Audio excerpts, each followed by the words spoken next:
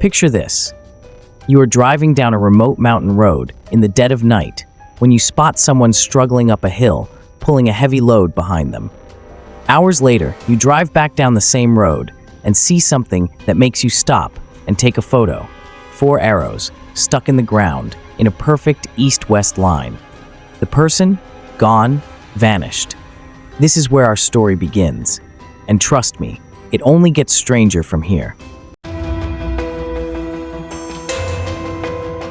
Meet Jacob Gray, 22 years old, sandy blonde hair, lean build at just 145 pounds, soaking wet.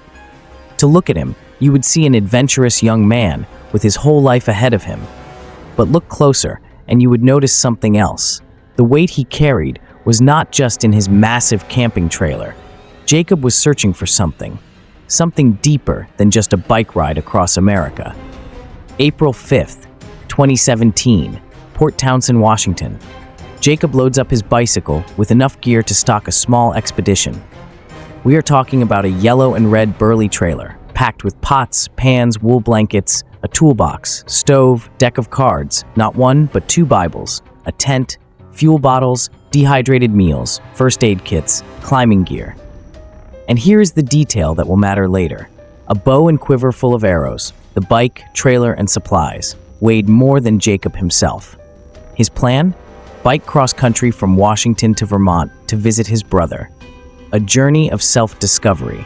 A way to figure out what the heck he wanted to do with his life. Because Jacob was struggling. You see, his parents' divorce had hit him hard. He had lost the family home where he grew up. His mom later said he was having trouble adulting. That crushing weight of figuring out how to be a grown-up in a world that suddenly felt too big and too cold. But here is what Jacob's family did not know as they watched him pedal away that morning. He was not heading east toward Vermont. He was heading west, straight into one of the most unforgiving wildernesses in America, Olympic National Park.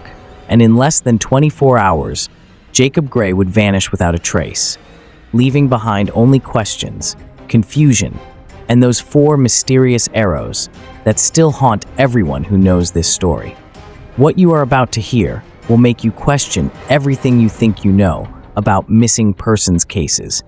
Because sometimes the most baffling mysteries are not about what happened to someone, they are about what was happening inside them all along.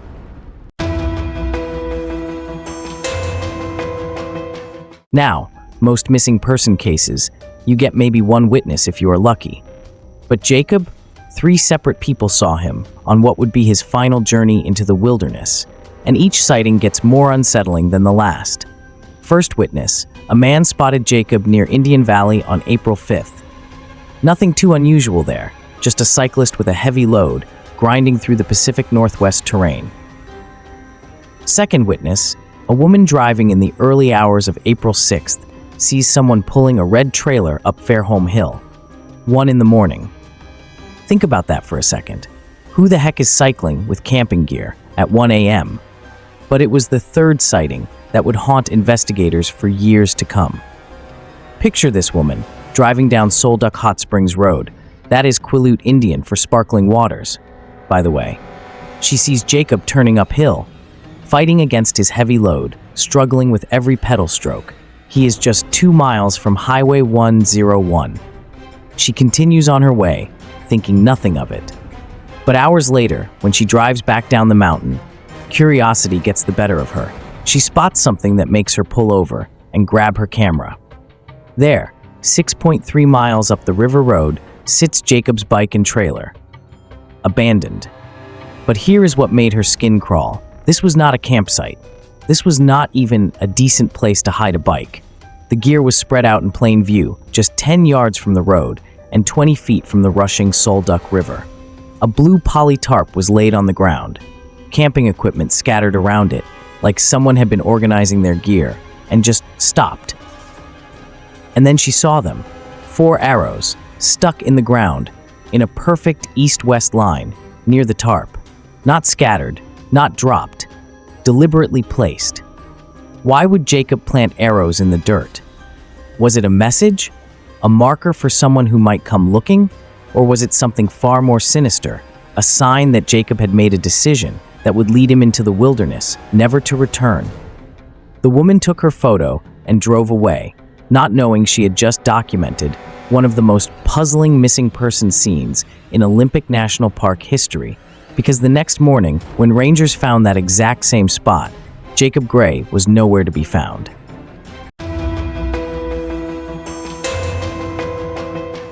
Here is something that will blow your mind. A person is not officially missing until someone reports them missing. In Jacob's case, nobody did. For 3 whole days, his bike sat by that river, while rangers assumed he was just on a short hiking trip. It was not until April 7th that Ranger Brian Ray found a list of phone numbers in Jacob's gear and called his sister Mallory. The news hit the Gray family like a lightning bolt. Jacob's father, Randy, threw his wetsuit in his truck and drove through the night from Santa Cruz to Washington. Picture this man, consumed by panic, doing 100 miles per hour through Oregon at 2 a.m. When he got pulled over, he explained what was happening. The officer let him go with a warning. Just be careful. If only he knew how careful Randy would need to be. But when Randy and Mallory arrived at Olympic National Park, they discovered something that shocked them to their core. No official search had been launched. None. Zero. You see, Olympic National Park was understaffed due to budget cuts. 2/3 of their law enforcement personnel had been transferred elsewhere and never replaced. They had a plane crash to deal with. Another missing person case. Jacob's disappearance was being treated as low priority. The family was stunned. Time is everything in search and rescue, and 5 precious days had already slipped away. So Randy did what any father would do. He suited up and plunged into the Sol Duc River himself. Let me paint you a picture of what Randy was facing. The Sol Duc runs cold and fast, fed by snowmelt from the Olympic Mountains. In sub-40-degree water, a person has minutes, not hours. Randy searched behind waterfalls, under log jams, anywhere a body might be trapped. The water was so cold, it took his breath away. But he kept diving, kept searching, kept hoping. But here is what made the situation even more infuriating. Olympic National Park operates like its own country. Outside search teams could not help without official permission. The Coast Guard, just minutes away by helicopter, was turned down. Volunteer dog teams that the family had lined up were rejected in favor of park-approved teams that never actually materialized. Jacob's aunt finally confronted Ranger Ray. "We as Jacob Gray's family demand an intense search." The ranger simply said, "Okay," but nothing changed. Randy searched in cotton clothes under a PVC rain suit, developing trench foot from constantly wet socks. He bushwhacked through Devil's Club that tore through his gloves, leaving his hands bloody. But he never complained, because every day he did not find Jacob's body was another day his son might still be alive. The longer the search continued, the more questions emerged. Why would Jacob plan an eastbound trip to Vermont, then head west without telling anyone? Why abandon his bike in such a visible location? And what the heck did those 4 arrows mean? But Randy could not focus on questions. He was too busy trying to find answers in the freezing depths of a mountain river that seemed determined to keep its secrets.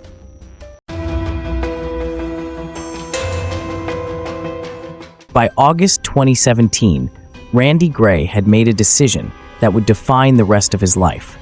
He closed his successful contracting business in Santa Cruz, sold the family home, bought a diesel pickup truck and slide-in camper, and essentially moved to the Olympic Peninsula. Think about that for a moment. A man abandons everything he has built, his career, his home, his entire life, to search for his missing son. What should have been every rich man's dream, complete freedom to travel, had become his absolute nightmare. Randy was doing 12 to 14-hour search days every single day. His body was breaking down, covered in bruises from bashing into boulders as he dove behind waterfalls. He was not eating regularly, drinking only river water, pushing himself to the point of collapse, but he could not stop. Every pool might hold his son. The search had expanded far beyond the Sol Duc River.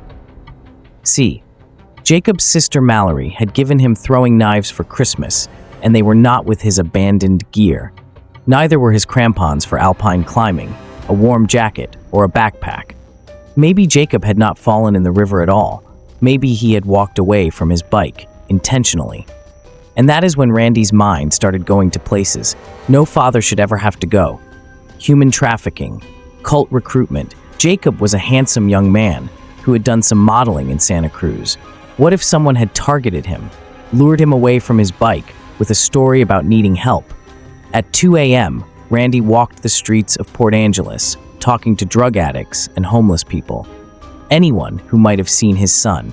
There were reported sightings, but none panned out. Jacob seemed to have evaporated into thin air. Mallory shared her theory with her father. Jacob was really lost, she said. Not physically lost, emotionally lost. He did not know what he wanted to do in life, where he wanted to go, what he wanted to be. The state of the world had gotten him down. Maybe he decided to disappear into the wilderness on purpose. The family had been worried about Jacob's mental health. The divorce had hit him hard. His mother Laura said he was having trouble adulting. The cross-country bike tour was supposed to help him find himself, give him direction and purpose. But there were troubling signs. The Bible found with Jacob's gear had Isaiah 34:14 circled. And the desert creature shall meet with the wolves. The hairy goat also shall cry to its kind. Yes, the night monster shall settle there. What message had Jacob been searching for in those dark verses? Randy kept searching, kept hoping. He bought a small folding bike and took ferries to the San Juan Islands, checking organic farms where Jacob might be working under an assumed name. He returned again and again to the Sol Duc, searching the same 12-mile stretch of river more thoroughly than any mountain waterway had ever been searched. By the red August full moon of 2017, filtered through massive wildfire smoke, drifting down from British Columbia, Randy was living at a place called The Barn, owned by Bigfoot researchers who had opened their doors to help in the search for Jacob. The building was cluttered with rifle cases, charging headlamps, and plaster casts of giant footprints. These people understood that finding one person in that vast wilderness was nearly impossible, but they kept trying anyway. "I did not plan any of this," Randy said. "Jacob is my buddy. You think I want to be out here, searching for my son?" He preferred to keep moving because stopping meant thinking, and thinking led to dark places. Randy spoke about Jacob. Prosody, Pret, in the present tense, while Jacob's mother Laura had begun using the past tense. The difference was heartbreaking and telling. "I am going to give Jacob this camper when I find him." Randy told anyone who would listen, "He will love it. We can strap the surfboards on top and just live at the beach." The search had consumed Randy's life, but he could not imagine stopping. Somewhere out there, his son needed him, dead or alive. Jacob deserved to be found. But time was running out, and the wilderness was winning.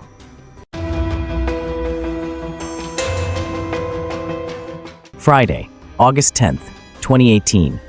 Over a year had passed since Jacob Gray vanished. A team of biologists was deep in the Olympic Mountains, studying marmots in the high country. They were near the top of a ridge above Ho Lake, 5,300 feet above sea level, and at least 15 miles from where Jacob had left his bike. Then they saw something that should not have been there. Human remains, clothing, gear, a wallet. The location was stunning in its remoteness. Jacob's body was not near any trail. In April 2017, when he disappeared, this terrain would have been covered in snow and prone to avalanches. How the heck had he made it so far from his abandoned bike? And why had he climbed, instead of following the river, down to safety? Ranger Ray called Randy with the news, then told him something that made Randy's blood boil. "Do not go up the mountain. Let the professionals do their job." But Randy ignored the warning. "What would you do?" he asked. "When does a dad stop being a dad?" Racing up the mountain alone, Randy missed the rangers who were carrying Jacob's remains down. But on his descent above Deer Lake, he came across other rangers administering CPR to a 29-year-old woman from Iowa who had suffered cardiac arrest. Randy stayed to help, taking turns with chest compressions. One of the rangers had just been part of the team that brought Jacob off the mountain. Despite their efforts, the woman died. Even in his darkest moment, Randy could not stop being the kind of man who helps others. It is who he was. It is who Jacob had been raised to be. The official cause of Jacob's death was listed as inconclusive. The Clallam County coroner identified him through dental records. He had been carrying a cigarette lighter, insulated clothing, plenty of food, and another Bible, his grandfather's. Jacob had everything he needed to survive, yet somehow he did not. Hypothermia was the likely cause of death, but that explained how he died, not why. What had led this strong, capable young man to perish alone on a treeless ridge, miles from where anyone was looking for him? The questions that had haunted the search now took on new urgency. Why had Jacob planned an eastbound journey, then headed west without telling anyone? Why park his bike unlocked and visible with gear spread out? Why were 4 arrows stuck in the ground?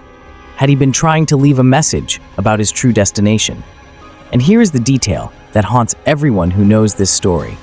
Jacob's remains were found on an exposed ridge that might have been visible from the air. If helicopters had been deployed immediately after finding his abandoned bike, could he have been found alive? The truth about Jacob Gray may be simpler and more profound than anyone imagined. But first, you need to understand what those 4 arrows really meant.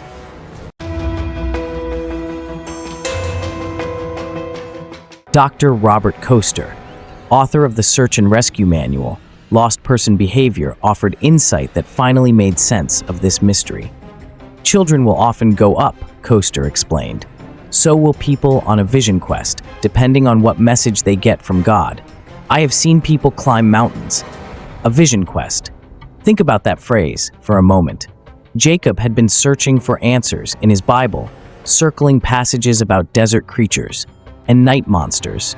His family was worried about his mental health after his parents' divorce and the loss of his childhood home.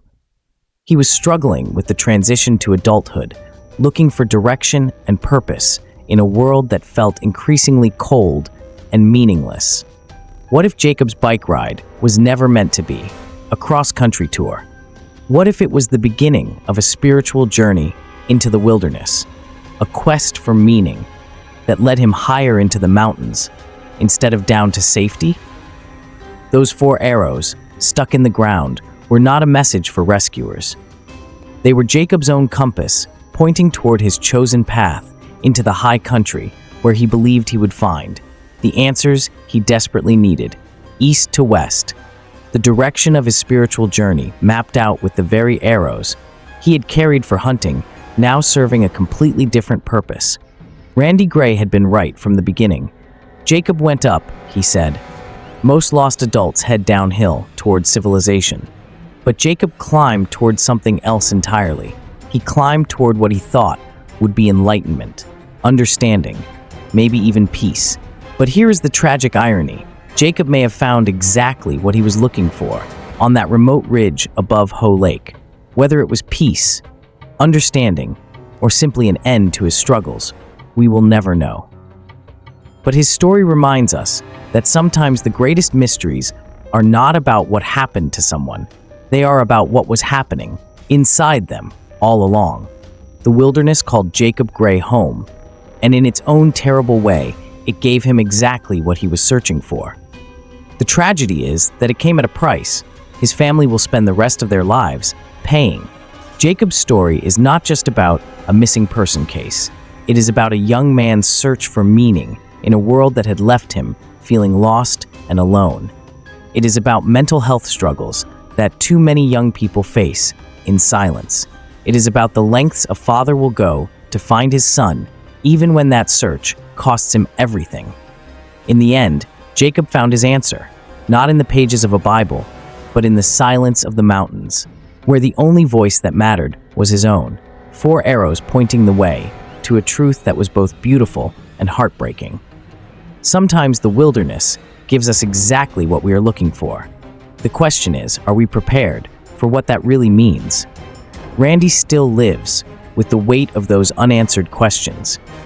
But maybe, just maybe, the real answer was in those 4 arrows, all along, pointing not toward rescue, but toward a young man's final desperate attempt to find his place in the world. The mountains keep their secrets, but they also keep their promises. And for Jacob Gray, that promise was both salvation and sorrow, wrapped in the eternal silence of the Olympic wilderness. Jacob's story is one that stays with you, is not it? These mysterious disappearances remind us how fragile life can be, and how the wilderness can both heal and haunt us in ways we never expect. If this story moved you the way it moved me, I would really appreciate it. If you could hit that like button, it helps more people discover these incredible true stories. And if you are fascinated by mysterious disappearances and want to hear more cases like Jacob's, make sure to subscribe and ring that notification bell so you never miss an episode. I read every single comment, so let me know what you think happened to Jacob. Do you believe he went into the mountains on a spiritual quest? Or do you think there is more to this mystery that we will never understand? Your theories and thoughts always blow me away. Sharing this video also helps the channel grow tremendously. These stories deserve to be told, and every share means another person gets to learn about cases like Jacob's that might otherwise be forgotten. Thank you so much for watching, for caring about these stories, and for being part of this community that keeps the memory of missing people alive. I will see you in the next video, where we will dive into another disappearance that will leave you questioning everything you thought you knew. Until then, stay safe out there.